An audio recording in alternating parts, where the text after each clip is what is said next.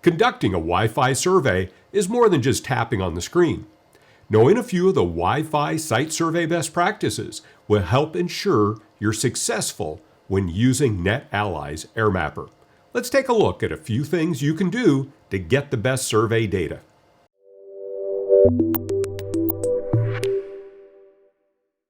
Hello, this is Mike Panaki, and in this video we're going to go through some of the best practices when it comes to performing a Wi-Fi site survey. As with the recommendations we provided in a separate video regarding how to prepare for a site survey, the recommendations in this video can be considered a good place to start. As you get out there and complete a few surveys, you'll add some new items to your best practices list and possibly remove a few. The most important thing is that you find a process that works for you and yields the most accurate results for the sites you're surveying.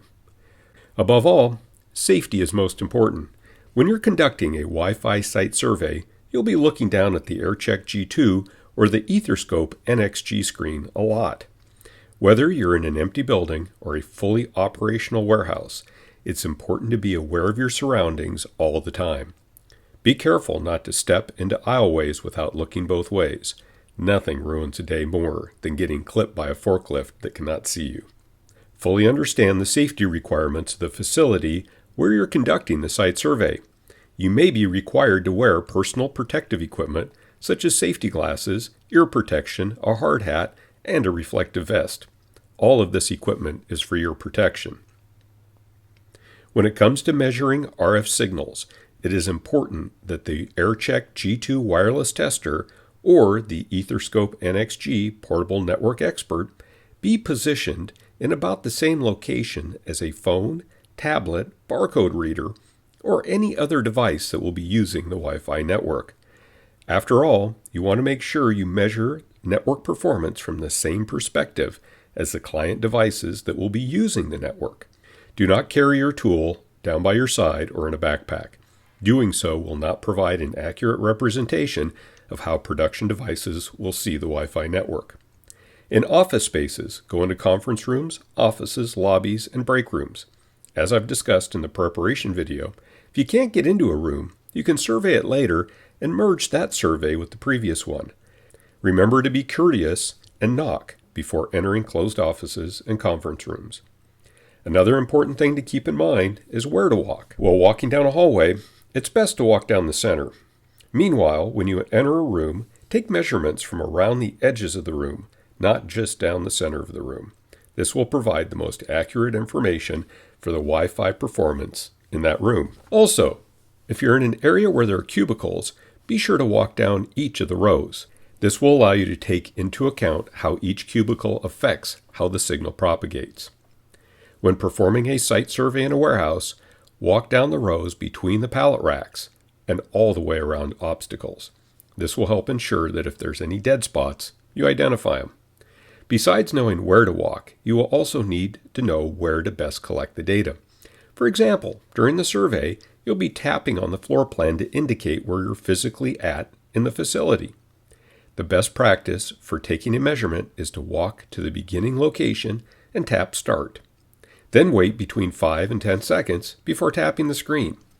Once you tap the screen, a red circle will appear. The diameter of the circle is based on the signal propagation you entered when configuring the survey. The diameter is twice the signal propagation value. The circle indicates that the Wi-Fi signal should be close to the same anywhere in the circle.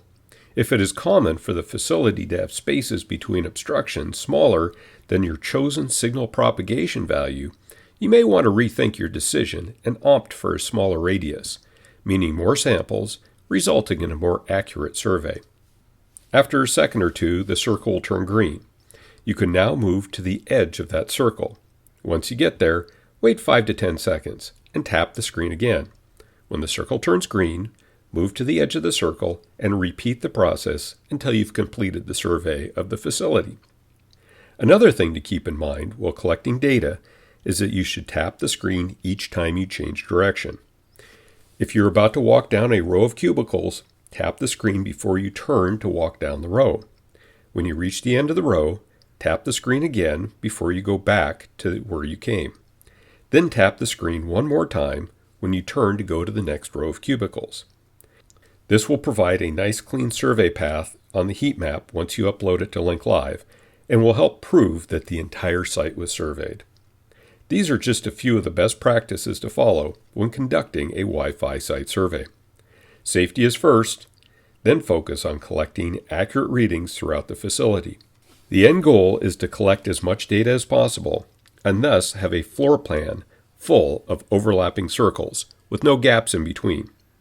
In the next video, we're going to look at how to import a floor plan in AirMapper, calibrate dimensions, and perform the site survey.